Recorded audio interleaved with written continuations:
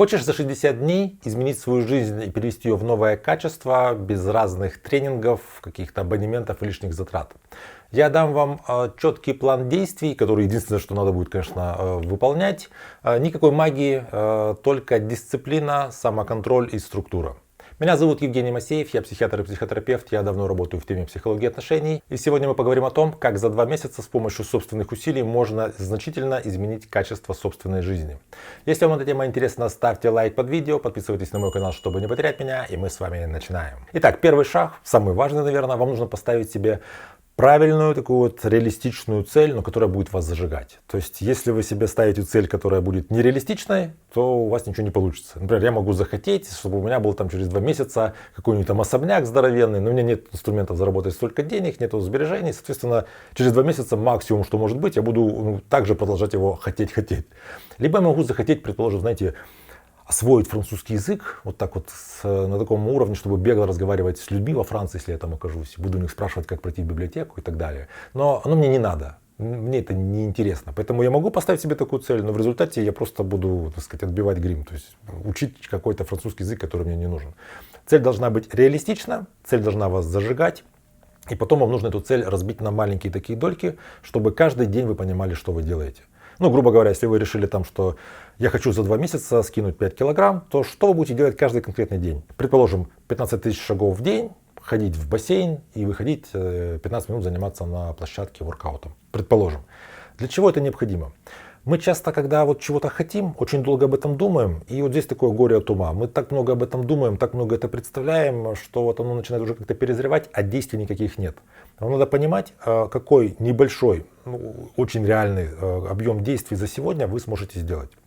Если это там обучение языку, то сколько вы там пройдете уроков. Если там вот, я не знаю, какая-то физическая форма, то что вы будете делать физически.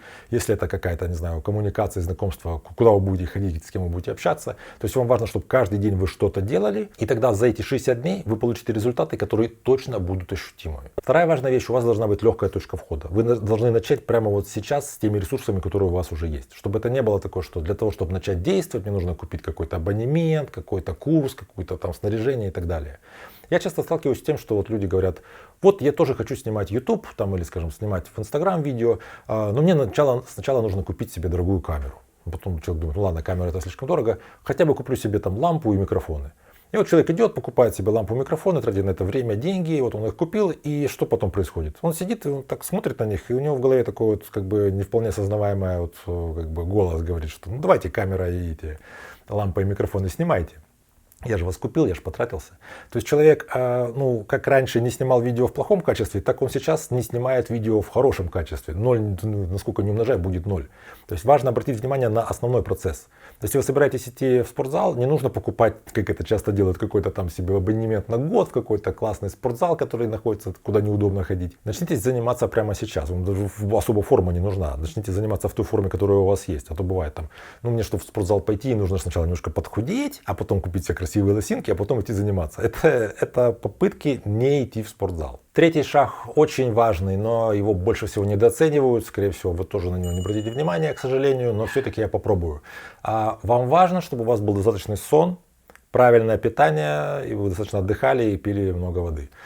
Если вы спите меньше, чем 7-8 часов в сутки, какой-то новой деятельностью, обучением, освоением новых навыков вы заниматься эффективно не сможете. Просто вот невозможно никак это вот обойти.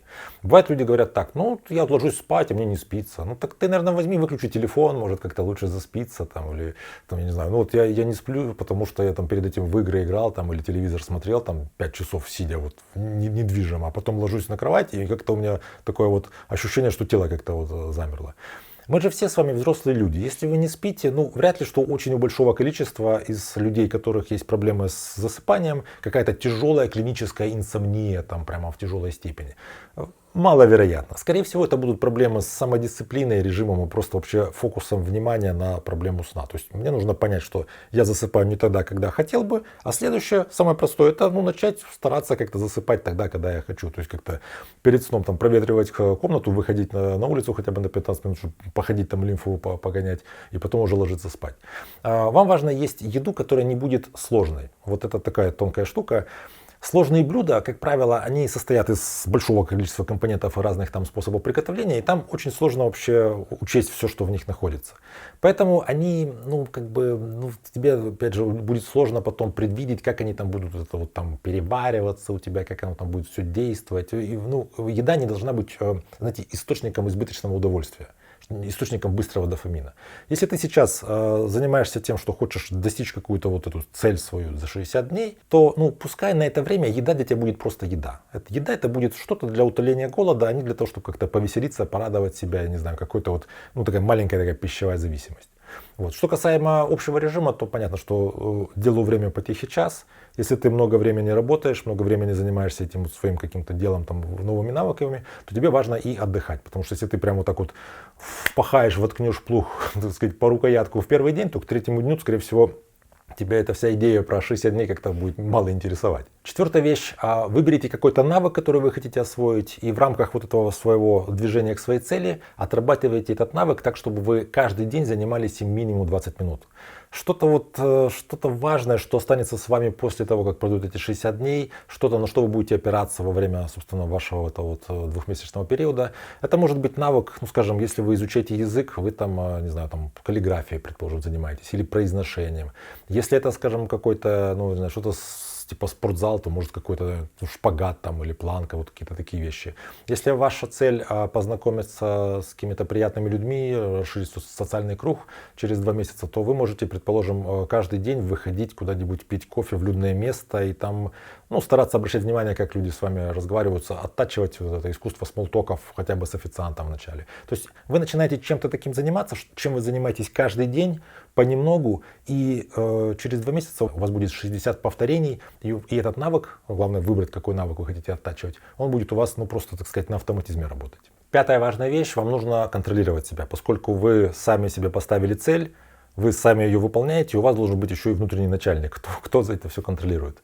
Лучше всего вести дневник, такой чек-лист, планировщик, там, где вы расписываете, что вы будете делать, там, где вы потихонечку прописываете свой прогресс. Грубо говоря, просто на листе бумаги расписать 60 дней и каждый день ставить крестик. Это самое простое. Либо более сложное, это если вы как в формате дневника описываете, что вы сделали, что вы планируете и так далее. Важно, чтобы вы смогли с кем-то отделиться, может быть, с каким-то другом, доверенным лицом, может быть, там, если у вас есть какая-то социальная сеть, там вы просто писали бы какой-то отчет. А для чего это нужно? Это такой фактор, знаете, публичного контроля. Вы отчитываетесь, человек это видит, даже если ему это не особо интересно, для вас это важно. Это важный для меня человек, я ему об этом говорю, и оно так зафиксировано. Работа, так сказать, принята. Если вы понимаете, что в вашей жизни самый важный человек это вы сами, и перед кем-то вам там отчитываться как-то, скажем, против души, пишите какой-то дневник, где вы описываете, собственно, для самого себя ваши какие-то эти прогресс, что у вас получается. Где вы пишете, что сегодня действительно молодец, потому что у меня получилось наконец-то дойти до какого-то уровня, что бы вы там ни добивались. Через 60 дней ты не станешь другим человеком, но ты станешь более дисциплинированным, ты получишь много опыта, ты получишь какие-то новые навыки, и это само по себе позволит тебе ставить дальнейшие цели более реалистично и более быстрее их достигать. Но в конце концов, если цель будет изначально поставлена действительно реалистично, и она будет действительно заряжена для тебя, то ты точно ее достигнешь за 60 дней. Я сам это знаю, потому что я долгое время ставил себе целью написать курс. Я думал, что мне понадобится где-нибудь полгода, чтобы его написать. В результате я написал его за 60 дней. Это начиная от первой идеи, заканчивая запуск. То есть я, собственно, весь период у меня прошел за 60 дней. По своим внутренним ощущениям, я за эти 60 дней стал, в определенном смысле, как писатель курсов, совершенно другим человеком. То есть я очень сильно изменил свое самоощущение, и у меня поменялось то, как я к себе отношусь. Поэтому это не какие-то, знаете, пустые слова, которые ничего не стоят. Если у вас возникают какие-то вопросы, что-то непонятно, можете писать ваши вопросы в комментариях, либо если это какой-то более обширный, более личный вопрос, можете писать мне личные сообщения. Под видео есть ссылки на мои соцсети, там можете мне написать личное сообщение. Если это видео вам понравилось, ставьте лайк, подпишитесь на мой канал, чтобы не потерять меня, берегите себя и своих близких, и до встречи в следующих выпусках.